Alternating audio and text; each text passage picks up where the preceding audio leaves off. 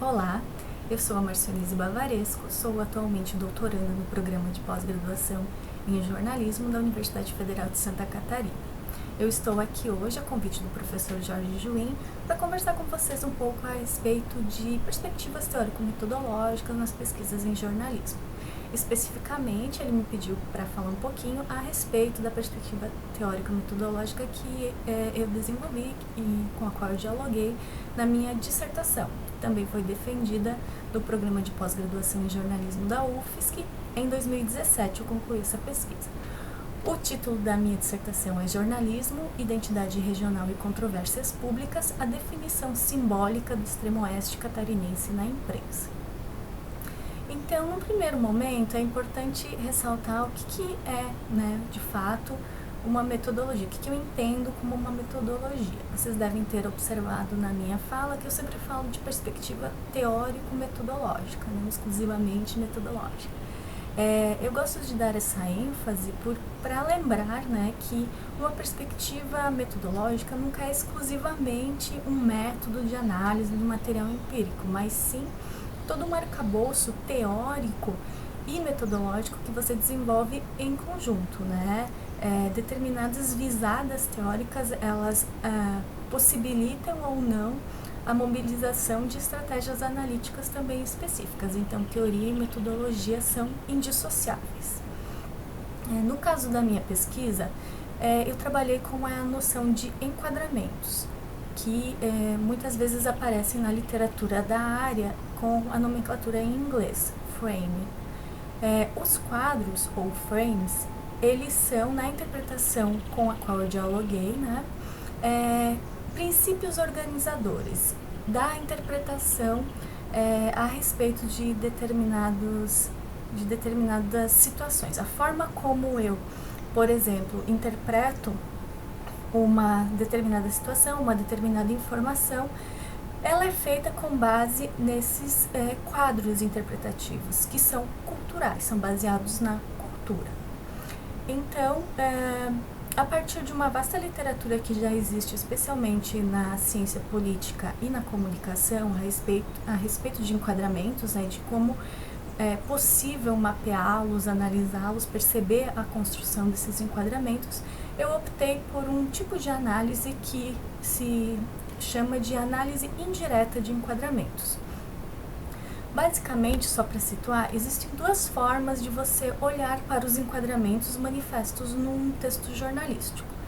Uma delas é você partir do seu problema de pesquisa, do que você conhece a respeito daquele objeto que você está analisando, e pressupor, por um processo de interpretação, alguns enquadramentos, e a partir desses pré-enquadramentos que você acredita e com base nos indícios você imagina que estejam presentes naquele conteúdo, você leia o conteúdo, tenha contato com esse material e aí determine de que forma que aqueles enquadramentos foram construídos e quais são de fato as suas características. No entanto, na análise indireta de enquadramento, o processo é inverso. Você não parte de enquadramentos pré-determinados, você sim faz um mapeamento do que a gente chama de elementos de enquadramento. Ou seja, por essa perspectiva teórico-metodológica, um quadro, enquadramento, ele é constituído por uma série de elementos no qual esse quadro pode ser decomposto, e esses elementos em conjunto são o que caracterizam um enquadramento. Então, no caso do discurso jornalístico, por exemplo, a gente pode observar no texto jornalístico elementos como adjetivos utilizados, quais são as fontes mobilizadas, como as fontes mobilizadas definem aquele problema, metáforas que são utilizadas para caracterizar os personagens ou os assuntos que estão sendo discutidos naquela reportagem, chavões, exemplos mobilizados. Então, no caso da minha pesquisa, eu investiguei todos esses elementos em torno da ideia de extremo oeste. Então, eu observava dentro de uma série de variáveis,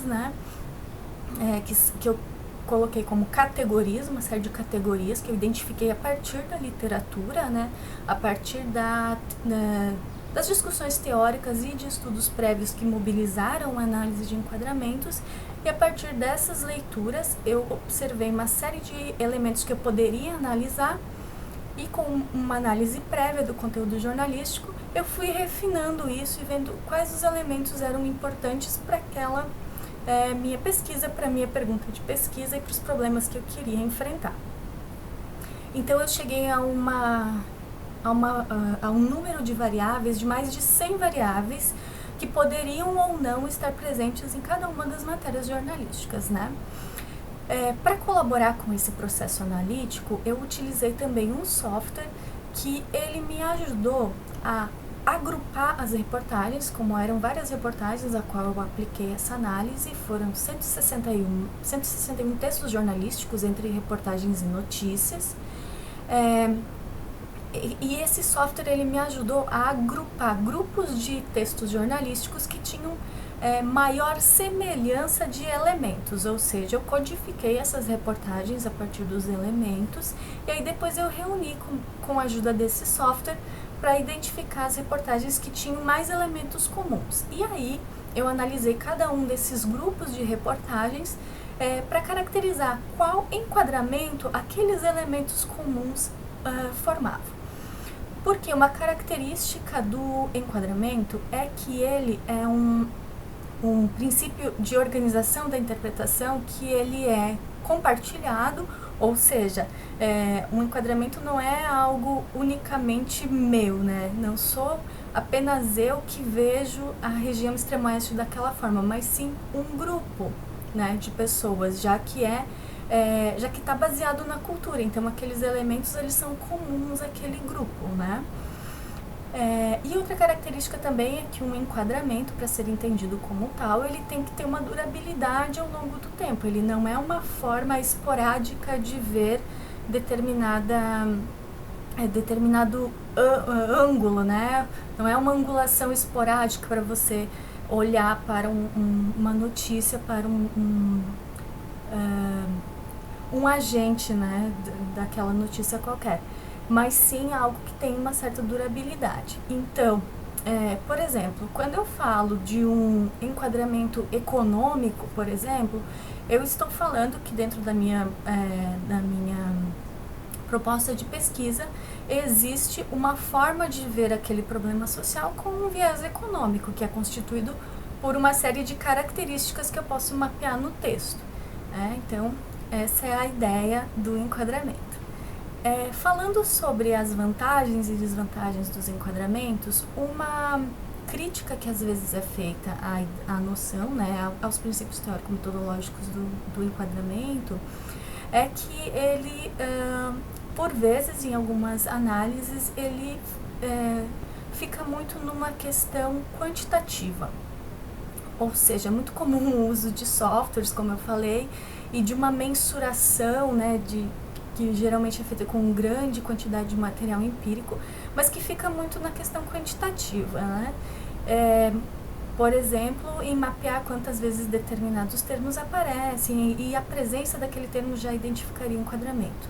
No entanto, o que se sabe é que a ênfase que é dado para aqueles elementos, né, é primordial para a definição do enquadramento hegemônico. Então, não basta aquela determinada palavra aparecer no texto, mas sim o quanto de ênfase ou não tem naquele material.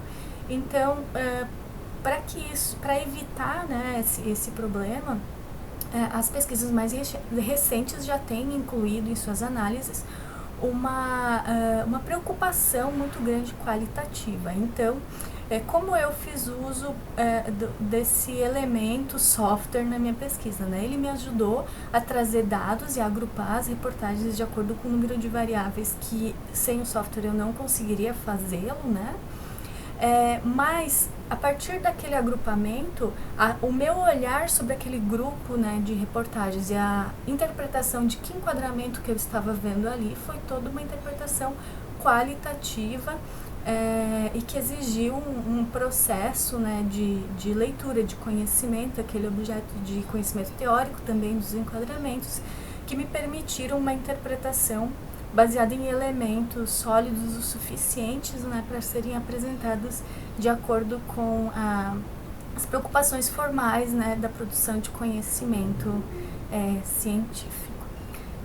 Eu não sei se eu consegui ser suficientemente sintética nem suficientemente esclarecedora, mas eu espero que com essa minha pequena contribuição eu tenha conseguido apresentar para vocês uma noção geral a respeito de como eu mobilizei, né, esses pressupostos teórico-metodológicos. E para quem quiser saber um pouco mais, a minha pesquisa, né, minha dissertação está disponível no repositório de teses e dissertações da Universidade Federal de Santa Catarina, e eu também publiquei alguns artigos depois da conclusão do trabalho que vocês podem consultar por meio do meu Lattes. E também para quem quiser dialogar, conversar um pouco mais sobre esse tema, o professor Join tem meu contato, podem ficar à vontade. Espero ter ajudado. Até mais e boa sorte nos trabalhos de vocês!